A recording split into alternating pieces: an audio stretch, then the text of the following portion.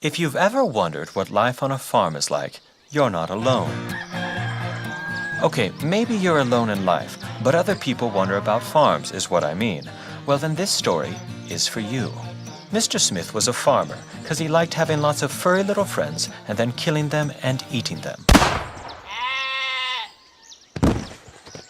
His wife, Mrs. Smith, had only an 8th grade education, which wasn't much good since she didn't do grades 1 through 7.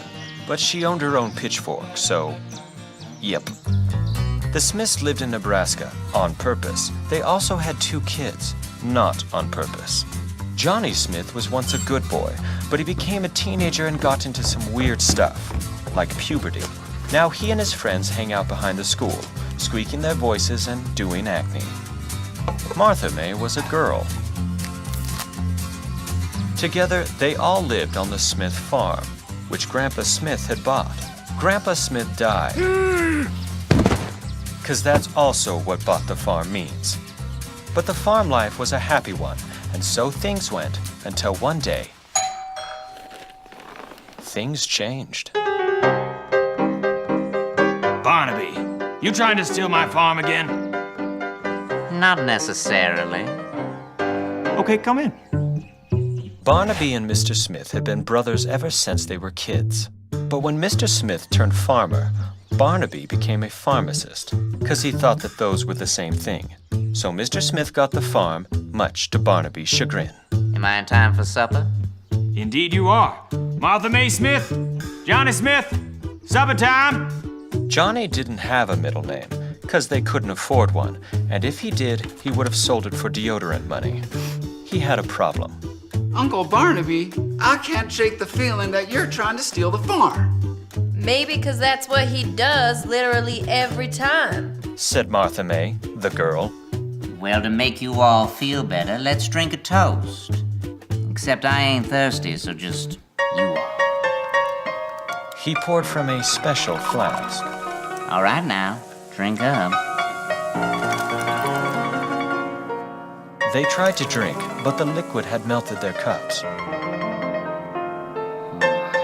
Time for plan B. What did you say? I said, time for plan C. Oh, okay. After dinner, they all went to bed, except Johnny snuck out back to shave his upper lip. That night, Grandpa Smith came to Mr. Smith in a dream. Well, your evil brother Barnaby. Why? Because he's going to steal the farm, you nincompoop. This was news to Mr. Smith, just like it was every time. He wants to tear out the corn and plant prescription meds. Because he thinks a pharmacist is a farmer. Well, what do I do? Well, he make a bunch of hotcakes. Oh! Oh! Dream Grandpa died suddenly, and Mr. Smith woke up in a cold sweat. It was Mrs. Smith's sweat. Hey, sweetie.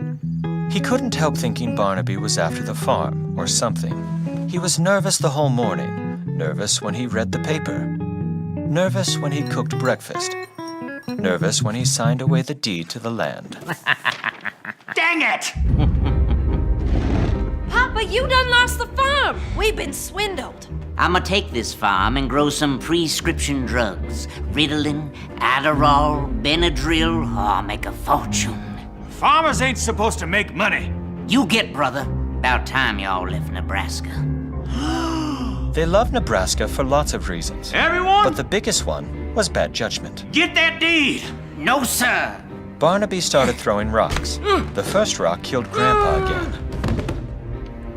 The second rock hit Johnny, who was experimenting with growth spurts. The third rock was actually the deed. And so the Smiths were saved by Deus Ex Machina. And they lived happily ever after.